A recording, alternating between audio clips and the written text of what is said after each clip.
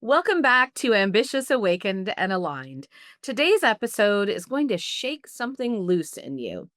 We're sitting down with Brittany Lynn Burton, a certified holistic nutritionist and somatic release coach who has lived the very story she now helps others transform.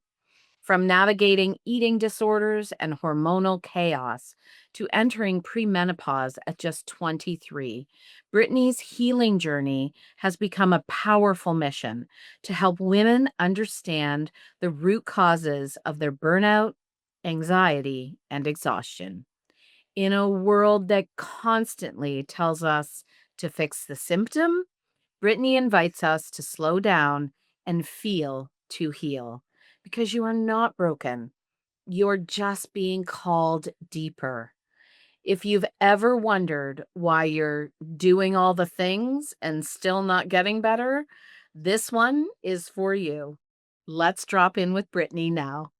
Welcome, Brittany. I feel like this has been a long time coming, It and really has. I'm Yeah. so excited to have you on the show, have you share your journey, and also just what you've learned from your journey because every woman I speak to is navigating something, and so much of what you've been through are the questions and the almost the worry and the fears that I experience in the women leaders I work with. So I think let's just start at the beginning. Tell us a little bit about your story and really like what led you to this intersection of somatic release and holistic nutrition. Mhm, mhm.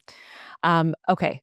So, first of all, I started my whole journey in even just learning about the body and learning about physiology and everything was really a selfish journey. It was just to heal myself.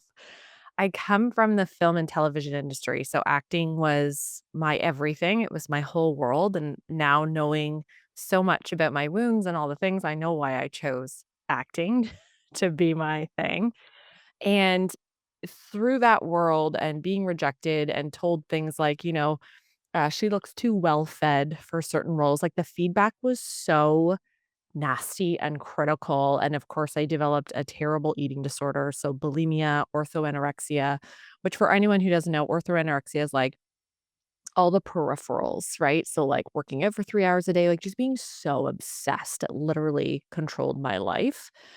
And then from, years of abusing my body, because that's truly what it was abusing my body through eating disorders and whatnot, I developed something called PCOS, polycystic ovarian syndrome. A lot of women, I think it's like 2 out of 4 women, experience this. It's one of the most common reproductive metabolic issues, which we'll talk about.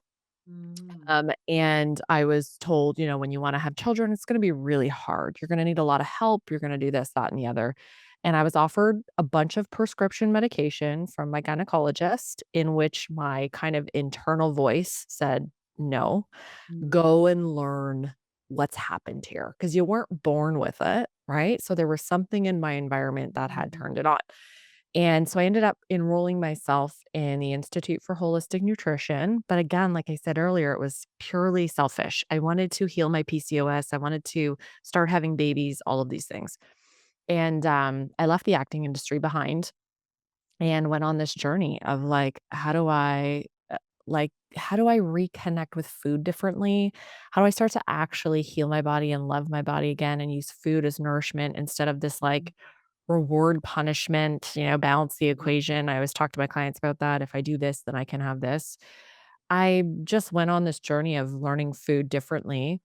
And then I ended up getting pregnant. So I have 2 babies. I'm a mom. Like first and foremost, it's what has now led me into part 2, which was nervous system regulation and more somatic work because here's what I see, Laurie, and I'm sure in your coaching practice, you see people like repeat patterns. Mhm. I would see people get better in my clinic, and then about a year later, they would return and their PCOS or whatever was coming back. And I personally went through this. Mhm. My lifestyle got better, my food choices, I was on the right supplementation. But sure enough, in a couple of years, the insulin issues would start coming, my PCOS. Mhm. My cycles would get wonky, and I'm going, okay, what's going on?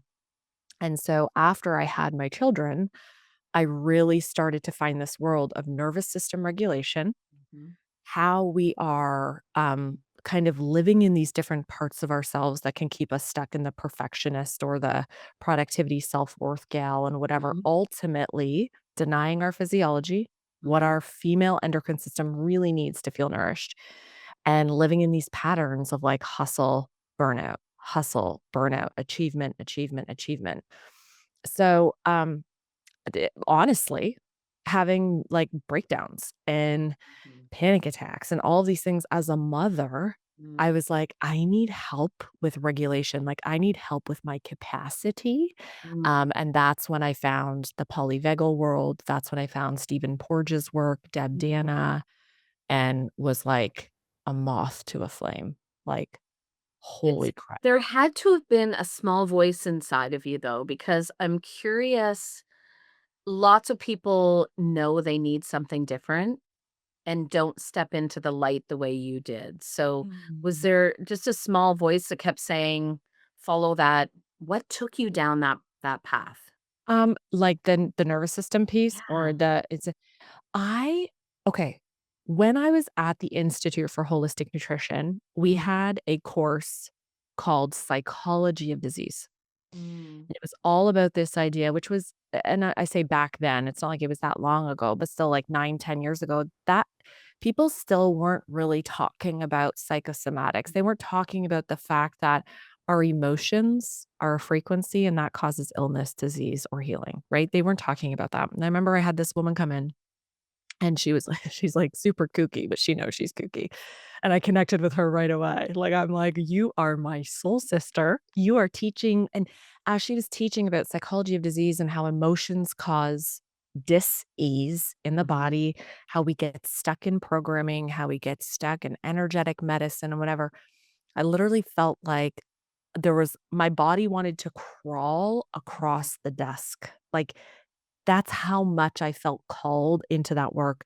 So I secretly in the background for a really long time talked about this and like some clients that I would work with, I would drip this in, how does trauma get stored in the body and how does that show up in the cell and all this stuff.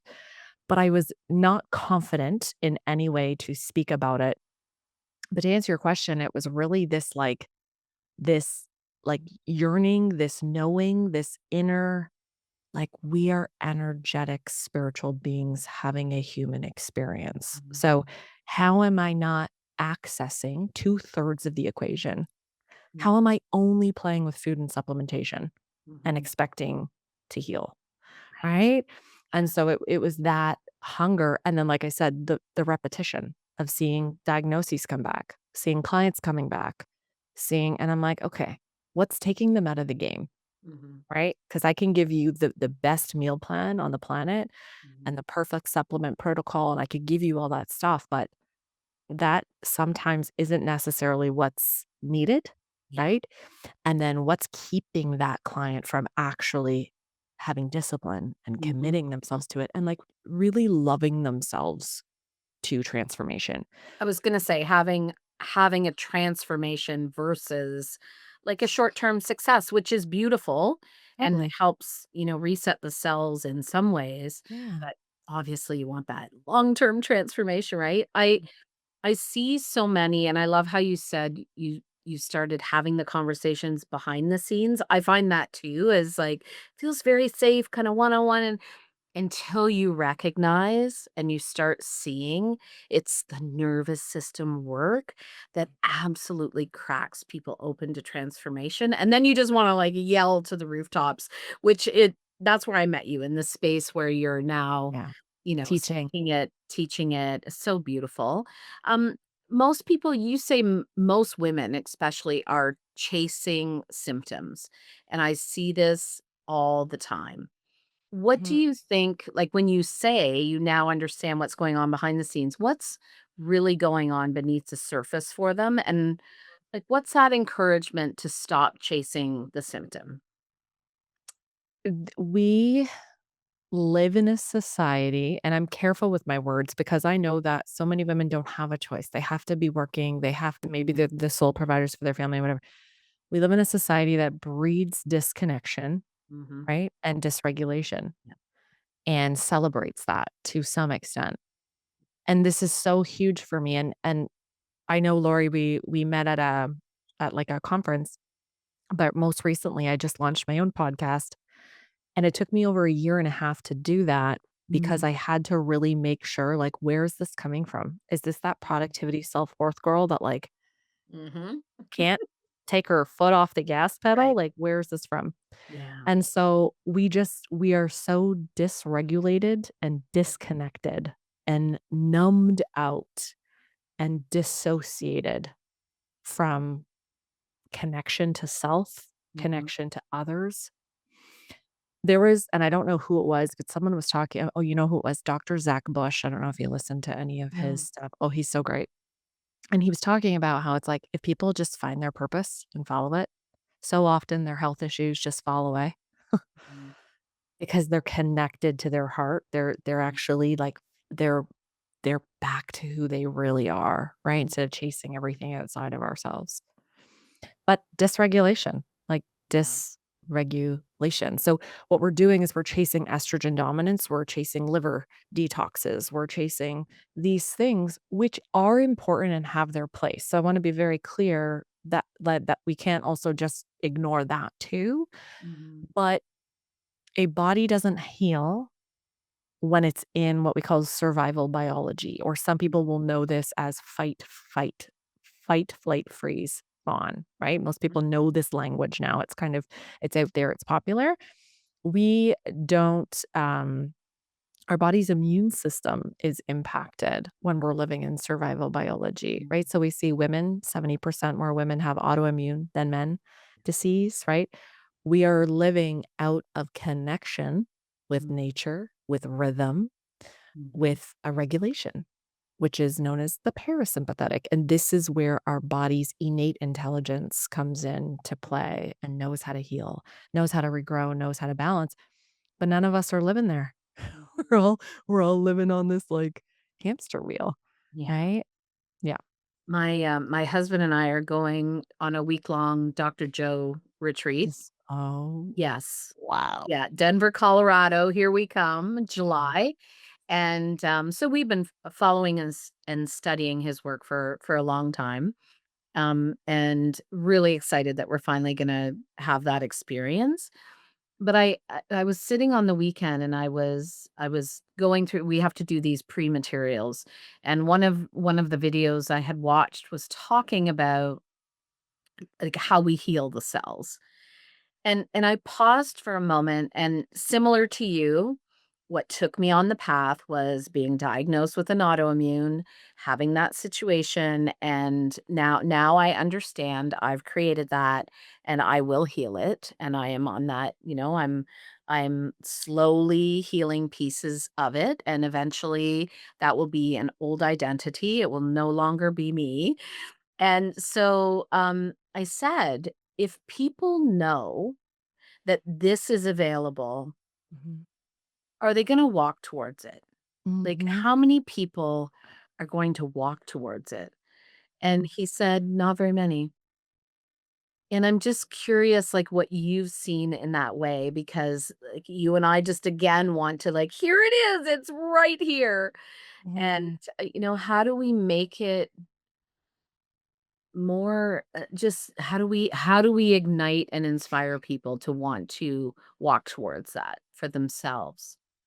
Get out of this dysregulated, like, mhm. experience that we live in. I feel like I think the psychoeducation's amazing. Like, I know when I first learned it, I was like, "Holy Mhm. crap." Like, how have I not known this? I know, how was this not, like, one of the courses that we needed to study growing up? Yeah, Communication and the nervous system, I feel they need yeah. to be in our education system. I'm with you. And I said this in my first episode, like, I had the weirdest behaviors as a little girl, and I was diagnosed with migraines in my tummy, and I remember literally not being able to, like, get through a ballet class as a little girl because and I would pretend to tie my shoe because I had so many tummy and gastro issues. Well, when you understand the vagus nerve and how that's directly, right, efferent nerves, they're directly attached to our digestive system and how we digest and gut and all that. I'm like, "Oh my gosh, I was an extremely dysregulated little girl," right? And my heart breaks for her, and I've had to do so much healing, which really leads me to, how do we guide people to this work? I mean, you can't make anybody do the work. I also think this work it takes courage, Mm, right? To maybe leave an old system behind yeah. and trust your body has Mhm. the innate wisdom. Because remember, conventional medicine has taught us for decades that we cannot rely on our bodies, that they break down, that they get cancer, that they betray us. And so I think when you have these people saying, like, wait a second, look within, people are like, nah, head in the sand, right? I don't want to. Yeah. And it takes a lot of work. And I will say this too, is there are some people that don't feel as though they even have the capacity. Like they are barely getting to the end of the day, right? And they're the people who probably need it the most. Yeah. But it feels like instead of something like nervous system practice for me is a green cord. It fills me up, it recharges me. Some people would look at that as that's one friggin' extra thing I need to do. Mhm. And I can't fit anything else on my plate. Mhm. And then and there's no judgment or shame in this. Mhm. Some people wanna take a pill. They wanna fix it with a pill, right? They see there's no issue for them in that. There's no judgment in that. So, everyone's kind of in a different place in terms I of think it's fair to say too, when you are in the depths of it, it is really difficult to have the capacity for totally. the work because it is work. It takes intention and energy and time and commitment. And so, what's one tiny nudge of forward, even if I have a friend who had to slowly wean herself off of meds and work towards the other path, and that's great because we're all on a Totally. journey of how Totally. we get there, but you do work with a lot of anxious mothers and women across different life phases, and I think you've come to understand that anxiety can really manifest so differently in all of us.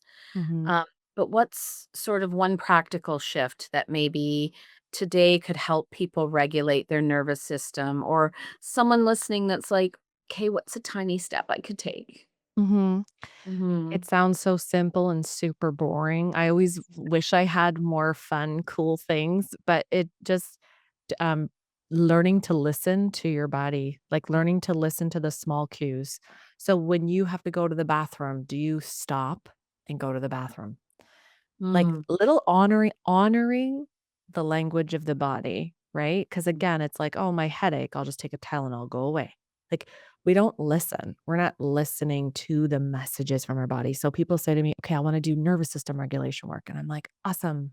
Let's start going to the bathroom when our body tells us. Mm. Let's start just catching those small little cues," right? And then we can kind of build more. Um, but for anybody who's like, just for that again, I know we love, like, "Give me a tip or give me a trick." The nervous system, we can't really hack it, right? There's no Mhm. hacking because it's been developed and designed over 20, Mhm. 30, 40, 50 years, right? It's a database that's been programmed for so long. But we can learn about, vagal toning, which is the vagus nerve, which is allowing us to come back to regulation. And I tell people, like, the same way we would go to the gym and we would do bicep curls and I would build my bicep up, I can also build my vagal tone up. So I can build my capacity. So stress affects me differently. So I have a little bit more tools in my toolbox to deal with stress and then return to a baseline of regulation. Mhm. And so starting to practice these vagal toning exercises, humming, something I love doing called the VU breath. It's literally "voo," but you start to vibrate those vocal cords, which starts to almost like massage, right? That vagus nerve. Um, face plunging.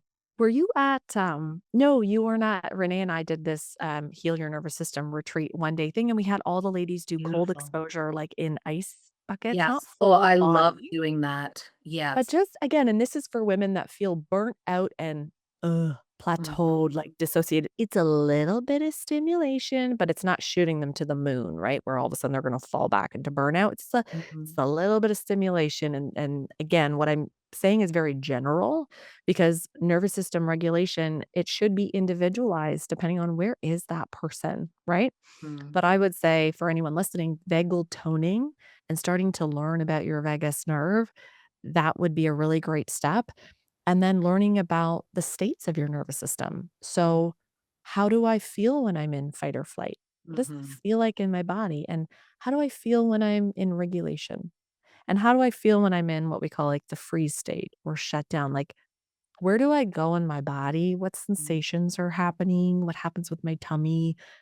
My digestion, right? All that kind of stuff. So it's like just learning the language of your body. Mhm. Yeah.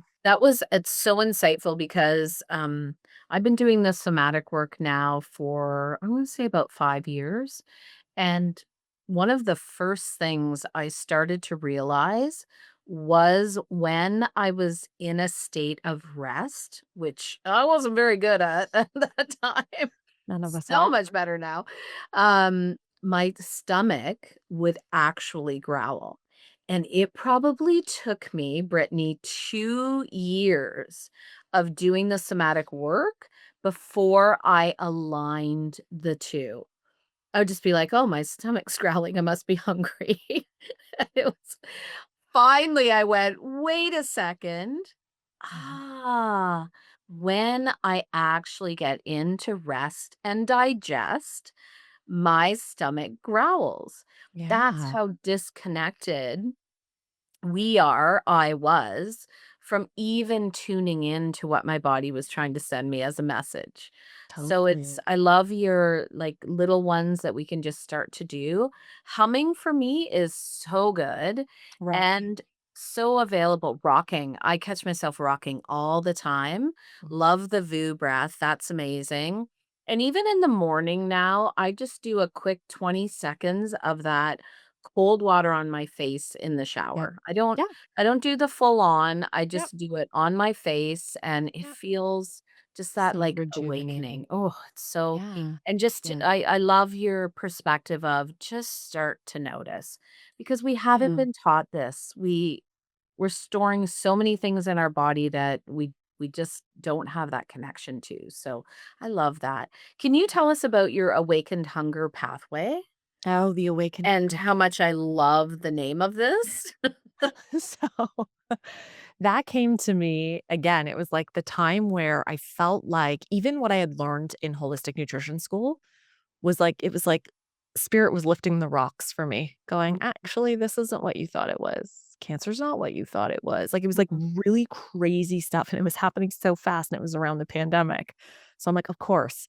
I had just had my 2nd baby, I was at home, and I just had all of these I was just finding so many truths. It was like my truth-seeking era. It was really crazy, and I'm like, I need to teach this. I need to live it, but I need to teach it too. And so awakened hunger came to me from a place of like, what are we really hungry for? Like, mhm, what are we all actually hungry for? mhm, Right? We're all seeking something, but it never seems to be enough. So what are we truly mhm, hungry for from a soul level? And that's where that came from. And it turned into like a private coaching pathway where I've blended, again, this nervous system somatic piece with the physiology. So with the hormones, with, what's going on with mhm, your progesterone and estrogen and thyroid and working with both physical and emotional bodies. And mhm, then the way I like literally it was shown to me is like you've got the physical and emotional, and then the nervous system runs down the middle. So it's kind of like it connects the worlds, mhm, right? In this more energetic, emotional, yeah, transgenerational mhm. trauma, all that kind of conversation. Um, and that's the Awakened Hunger Pathway. That's kind of how that program came about. Yeah. Hmm, and so you are blending the somatic with the nutrition, with all That's of right. the pieces. Oh, that's so Yeah. powerful. Yeah. We're ambitious, awakened, and aligned. So you and I are aligned in the awakened. I love that. I know, I did see that, and I was like, "Oh, wow, that word just stands out to me." Actually, the podcast was gonna be called the Awakened Hunger Podcast, and then I was like, "Oh," and then the Anxious Girl podcast just, like, landed, and I was like, Yeah. "That's the one. That's I the I one." I love the name of your Mhm. podcast. I Thank you. feel like it resonates with so many, especially young women. Like my daughter's 28 and, she's talks Yeah. about anxiety a lot. Her Mhm. generation is struggling with so much anxiety. It's a topic. So I feel like good for you for calling out Thank you. actually what people are experiencing Yeah. so they can come to you and know that there's another way. So Yeah. it's beautiful. So And she's a psychotherapist. So, she's got a whole other world and perspective. What do you wish for high achieving women? What do you wish that they knew was possible for them? what a good question. Mm, What do I wish high achieving women okay.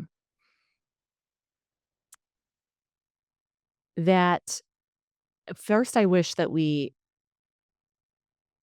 get really clear on what the achievement is for. Like, mm, what is that filling for you? Because for me, achievement was how I got love, bottom mm, line. So if I wasn't achieving, I wasn't lovable, right? mhm, I wasn't seen. I wasn't. So I think it's like for the women that are high achieving, it's beautiful and it's admirable.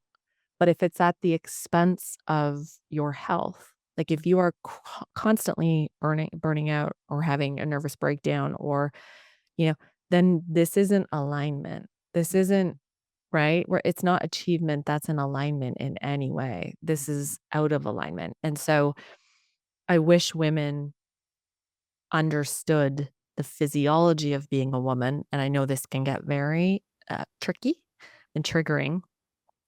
But when we really honor our physiology, we are meant to go a little slower. And that doesn't mean that we still can't be ambitious and all the things, but I think healing the little girl within, right?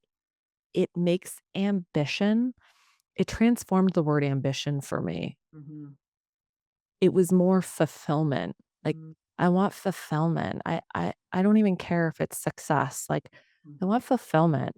I want to like love what I do so much that I don't really care if a million people know that I do it or if Laurie knows that I do it. It's like, that's what I want. And then motherhood, and you're probably seeing this. I don't know if this is in your algorithm, but it's in mine for sure.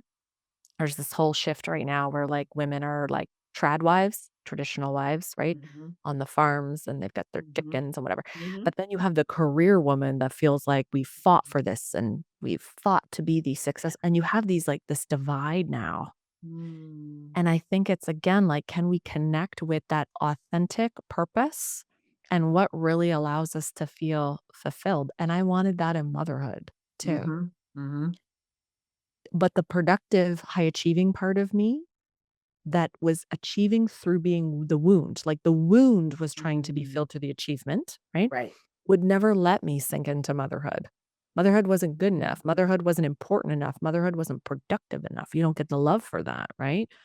And so getting really clear on that high achiever, getting really clear on where's that coming from? What's the origin? And if it is a wound or if it is a part playing a part, right? If it is this, this little girl who that's how she got love and seen and known and all the things, then heal her and then walk out the journey of high achievement. And it will feel so different. So different. Yeah. So powerful, Brittany. Yeah. Yeah. So powerful. Mm. Yeah, because I do believe wholeheartedly from that place, if ambitious is something you are, then you lean in and you love that part of you and you create it in your life in the way that it brings the fulfillment. And if it's not a part of you, that's beautiful and okay as well. Like, just loving you Yeah. and really peeling back the layers on who is that? Who Who are are you you? really? Yeah, Yeah, like, love that. what do you really want? Because I remember being a young business owner and I was joining every course, right? To be like, I wanna be a Mhm. multimillionaire, like, I Right? wanna do all these things, yet I was so burnt out. I was literally having, like, mental breakdowns. 3 days on the couch, I'd be out after a launch. I Mhm. would launch a group program and realize this really bad pattern where it's like, I would be kaput, right? It just I was Right. doing my business so out of alignment. Mm. And then through the work I've done and some of that it's called internal family systems work. It's Mhm. amazing by yep, Dr. Schwartz, and, just really learning what that little part of me actually needs, and it allowed me to say, "I actually don't wanna be crazy busy in my business." And right? And I have a wait list for the first time Mm. because I'm like, "Nope, I'm so limited in what I will take on now." Beautiful. But I would have never, ever been able to do that before because she was Mhm. starving. Like, that part of Yes. me was just I couldn't feed her enough, right? Right. Yeah. 'Cause that was the definition of love, Oh my gosh. right? Yeah, the more awards you win, the more money you make, the more Mhm. oh, yeah, for me, that's how people showed up, right? For People were sure. always there. So then if I stop that and that kinda goes into the beginning of our conversation when I said, like, I really do realize why acting was my thing, right? It's like Absolutely. always looking for that outside person to tell you you're Yes. good enough for the role, to Yeah. choose you, right? It's like this the seeking of being chosen. Mhm. "Tell me I'm good enough. Tell me you Right? love me." Oh, Yeah. so And good. so I do feel like the more I heal, and I'm stealing this from Kelly Brock, the more I heal, the less ambitious I'm becoming. Mm. So that like, Yeah. that leans into the title of our podcast, The Feel to Heal. Mhm. So now, what does that feeling to heal mean to you? Um Well, processing again, like if I'm just thinking about everything in my head all the time, like Mhm. we need to feel in order to process, in order to release, in order to heal. And so every decision I make, especially in the season of motherhood, like this is Mhm. I'm and I know you know this. How old's your daughter? Do you have 2? So my no, we have 4. They're Oh, from yeah, amazing. 22 to 28, so Right. I'm in a different season than you, You Brittany. are, but Yes. I honor that because and I'd love to know maybe in another conversation, you should come on my podcast and Love to. I want to talk about, what was that like? Were you always a business owner when they were young? Because already my son is 5 and my daughter is 8. And I'm like, oh my gosh, It goes so what? fast. And so here I am, especially with my daughter, all I cared about was business and money and this, and I'm handing her off to every person who will take her. And I'm Mhm. going, oh my God, like I'll never get those years back. It's just not worth it. Mhm. And so, uh, yeah, feeling to heal, like working, you gotta feel it to move it. We can't just think about it. And we don't have to harp on it. We don't have to, Mhm. stay stuck in it. But, um, yeah. I don't even know where I was going with that. I Mhm. I think that this is something that we hear, feel Mhm. to heal, Mhm. and even, like, when I said it took me 2 years to recognize my stomach growl was telling me something, um, I feel like it's a bit like that with feelings, like, Mhm. I don't even know, still to this day, I'm working on it, the experience of real anger. Interesting. Yeah. And so I've been navigating, like, if I look over my life, there's been reasons to be angry. There's moments that it probably should have been my expression. Mhm. Somewhere along the way, I told myself anger was inappropriate Mhm. or had an experience which hasn't come to me yet, where that was inappropriate. And so I've left it behind. And I think that that's a story for especially women where some of those more like negative emotions or even just being emotional or quote unquote too sensitive Yeah. has really shifted how we process our emotions or if let's say if we process our emotions even. So It's a beautiful thing to say, but I don't think so many people understand what that means. So maybe even help us with the expression of what does that mean? What does it even mean, Brittany? So if you think about it, we have parents that we model or caregivers, whatever they were for you. Mhm. We have this kind of psychosocial model. So we witness how emotions are processed. We are either supported or not supported in Mhm. processing our own emotions as little girls. And I love that you brought up little girls because it is true, right? Little Mhm. boys have the same kind of thing where they need to be tough and they need to, Yeah. they can't Don't cry and cry. don't be a sissy boy and all this stuff. And so Mhm. we learn to like, okay, push it down, right? I don't honor how I really feel in this moment. Or another one I heard and I was like, oh my God, that's so good is when parents will say, "Go give auntie someone a hug." And the child goes, "No." Mm. And we say, "Oh, you're going to hurt Auntie So-so's feelings." Mm. And so the child is shamed to Mm. ignore what they want, to ignore their own bodily boundary, right? Mhm. To please the parent, to please the grown up. So there's so many different ways that we learn to not express or that it's inappropriate to go to your room. I don't want to see you cry. Right. Right. Oh, you're being so dramatic, Laurie. Oh, stop being. Mhm. It's too much for me. It's too much for Mhm. me. Right. And so we're always, it's like in order to attach to caregiver, which is survival to the little child, they will do anything to do that. They will throw what they really need in the back seat. Mhm. They will change, right, to get that attachment, that connection to the caregiver, and so often it's that we learn just, "Okay, don't show, don't feel." We learn to kind of numb that out, and this comes out in a whole bunch of different behaviors. So Mhm. it's processing these stuck emotions, which we know are stored in the body. This is in the literature now. This isn't woo-woo anymore, right? Mhm. This is in the literature. We store trauma on a cellular level, anger that's unexpressed, grief that's unexpressed, shame. Mhm. You do it, read any of Gabor Mate's work and Brene Brown. There's so much around how that shows up as illness, that manifests as illness in the body. We need to release these things from the body, process, feel. So feel to heal, like move it out of the vessel, clear the clutter. That's what I say in my I programs. Like love that. we gotta clear your clutter, right? Because your database is cluttered. Your computer is cluttered. There's viruses running all the time, and we need to clear them. Yeah. So profoundly said. I know that that will help so many people right now. I'm curious about your own sacred practices now. Yeah. What are some of the things, because we live, it's beautiful what we're discussing. And, we've created lives that fits in. And then we do have a noisy world. And right now we have a chaotic world in so many ways. And so, what are some practices for you that when your body gets into overwhelm, or when you're having those experiences, or when your 5 and 8-year-old are going through something that you didn't anticipate? What are some of your practices to come home to yourself? Mhm.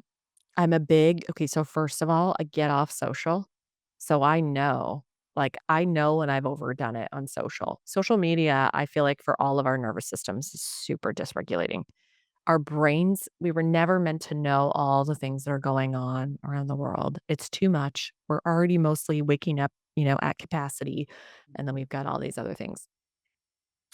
But in the moments, what I call them like there's proactive tools and then there's reactive tools. My proactive tools Mhm. for nervous system regulation are things that I'm doing not when I'm triggered. Things when I'm doing not when I'm overwhelmed, sensory stimulation, whatever. So these are like diaphragmatic breathing in the morning.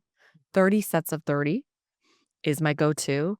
And then I have reconnected with the Bible this year. That has been this calling I've had, and I read a little bit of my Bible, and then I'll usually do, like, I've got my Reiki book here too, which some people may say is very, contrasting, but I'll do like a prayer, right? Like a chakra prayer or whatever.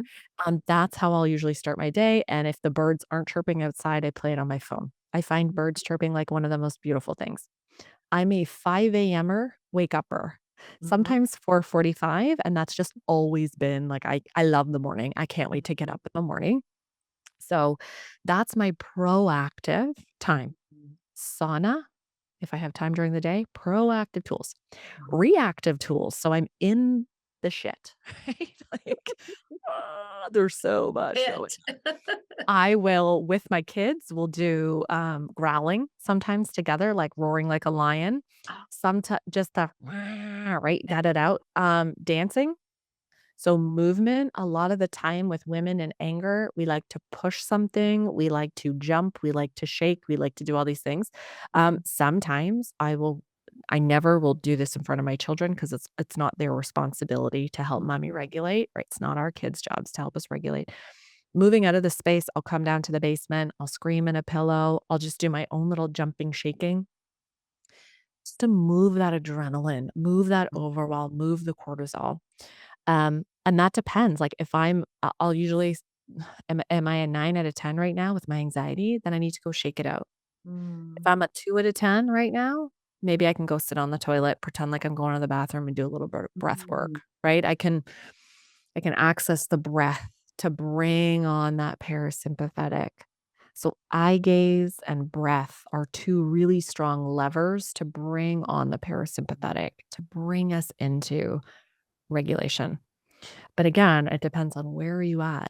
Are you friggin' right out of your body? You're right out of your mind, Mhm. right? Are you super numbed out, dissociated? Like, where is that individual? Yeah. So for me, a lot of the time, I feel like the most dysregulation is like getting ready for school and all that kind of stuff. And I Oh, know I'll just need okay. All you have to do is say that, and it takes me back. yeah, yeah. Just 'cause we're at the stage where I'm trying to give my daughter some independence, and so she's like, "I'm gonna make my lunch," and then it's 5 minutes before we're leaving, and she's like, Mhm. "I don't have my lunch, like, I don't have anything. I don't have" Mhm. so it's like this what? This balance, and I'm conscious not to be rushing everywhere either because I know that's not good for their little nervous systems, Yeah. but, um, yeah, and saying that, like, everything that, I'm teaching and I'm also not above it, so I still have moments Mhm. where I lose it. Mhm. Fewer then, right? The more I've really kind of taken my nervous system to the gym and I feel like I've built my capacity. Um, Mhm. but I still have my moments where I'm like, "Mommy is out of her window of tolerance." Like, Mhm. I'm touched out, I'm maxed out, and every woman who's listening to this knows those moments. And it's Absolutely. can we catch the moment right before the pop happens Yeah.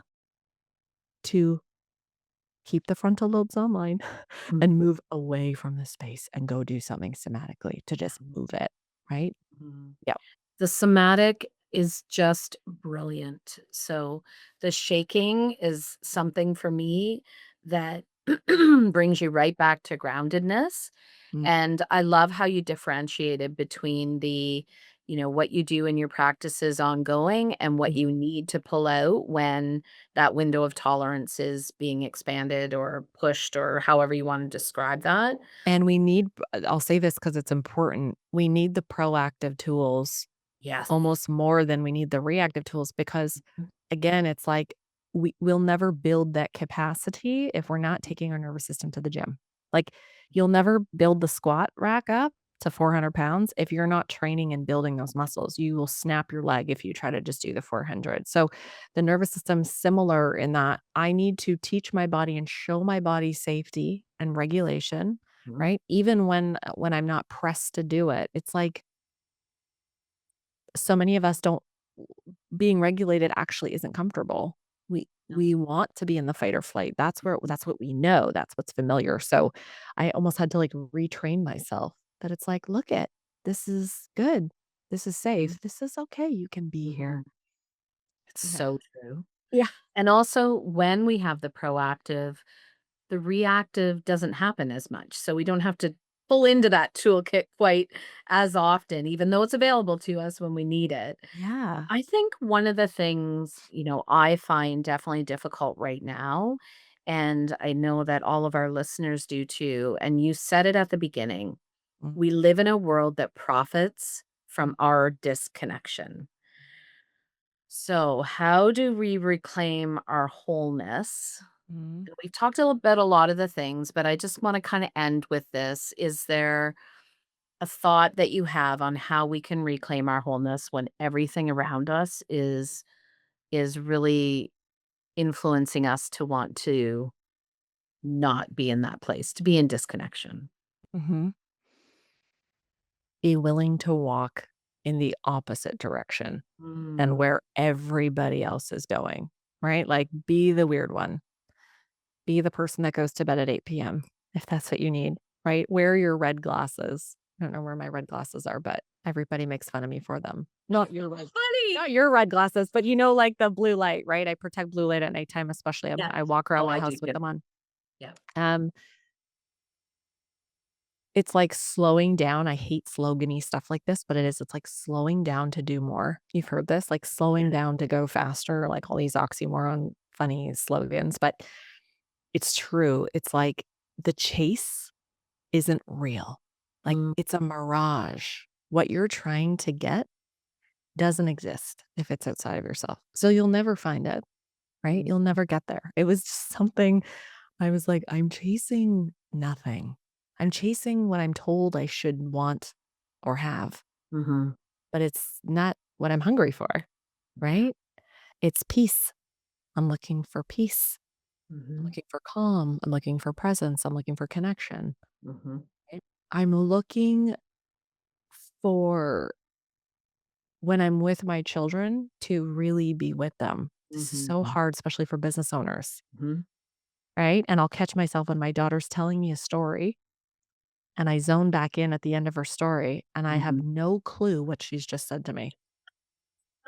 And I'm like, shit, I'm dysregulated right now. I'm thinking about a million other Right? things. And again, that's not her problem. She needs a mom who's present and regulated. One of the biggest gifts I think we can give our kids is being present and regulated, I honestly, fully agree. over any It's toy or any over trick. anything. Yep.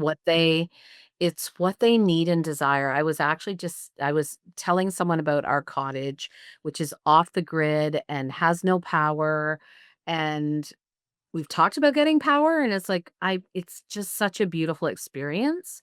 We can still charge cell phones with solar, like, we're not, like, completely in the woods, or well, we are. We're on an island in the middle of nowhere, and still to this day, I see how much my children cherish Mm. going there without any sort of like, they are in through their teens, now in their young adulthood. When are we going? When are we having a night with pretend lights and board games and no cell phones and no TVs and Mhm. no outside influence? Not once throughout did I hear them kick or scream about this off the grid because we were all present. Ah, It's the love one place where it's like mommy's always been fully present. present. Yeah. And It's so I such a think gift. it is the gift that we can give them. And it's our work to continue to gain that health in the nervous system so that we can fully experience that with them. Yeah. It's so Can I go beautiful. slow? Can I slow down in a world that wants to go Yeah. 10 speed, Yeah. right? And Amazon everything. And Amazon it's like, everything. right? Amazon everything. We want everything now. It's like we Now, must. right now. So that's why in the nervous system conversation, people are like, "What? Like this is taking time." And it's like, yeah, yeah, you've lived this way Yeah, for 40 something years. exactly. Right? So it's not we can't Amazon Prime our nervous system. Sorry. No, we can't. That's a great segue into our ending. I also wanna say when you said be willing to walk the opposite direction, and when you do, you will find your people. Yeah. Because in walking the opposite direction, I have found Brittany. In going to Manifest Her, which was the event we met at, I didn't know a single soul. I followed the nudge. I walked in the opposite direction and Oh, found a sisterhood of just incredible women who are in alignment. So that's a room full that walked the other direction, and there we were together. And now we get to keep amplifying by having this type of conversation, and I'm so grateful for your time and your thank you. wisdom, Thank you. and just keep doing the beautiful work you're doing in the world.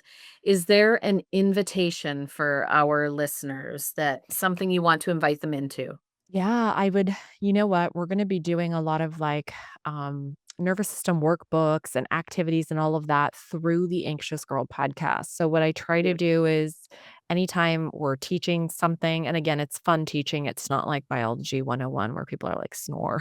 What she talking about?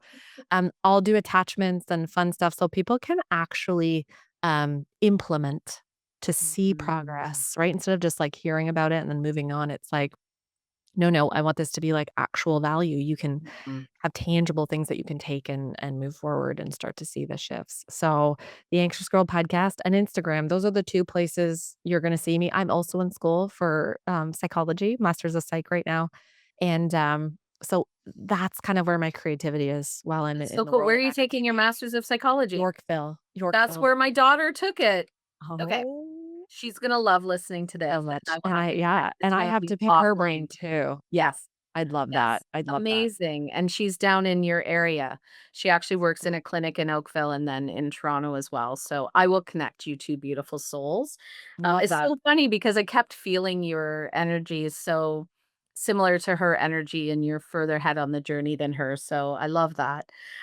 Thank you so much for sharing your gifts with us Thanks for today. having me. We will put in the show notes how to connect with you in those places, and Awesome. until our next conversation, just keep spreading your magic. I love that. Thanks, Thank you. Laurie. Bye, everybody. Ooh, Brittany reminded us today that healing isn't found in a checklist. It's found in the body, in the breath, in the space we make to feel. If you've been on the edge of burnout, if your body has been whispering or maybe screaming to you then let this moment be your pause and listen. You are not broken. You've just been trying to thrive in a system that's disconnected from the truth of how women actually heal. To learn more about Brittany's work, head to brittany.wellness.com